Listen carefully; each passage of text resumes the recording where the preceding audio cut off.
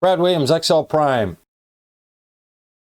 Section 12, using formulas with dates and times. Number 2, 3 essential strategies dealing with Excel dates and times. 4, how to enter Excel dates. 5, how to enter times. 6, avoid these top 4 problems with Excel dates. 7, the secrets to Excel's date and time functions.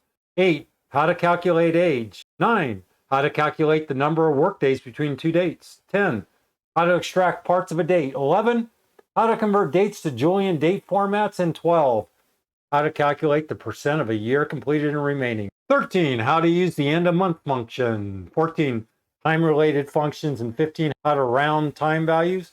16, how to convert decimal hours, minutes, or seconds to a time. 17, how to add hours, minutes, or seconds to a time. Brad Williams, Excel Prime. Thanks for watching.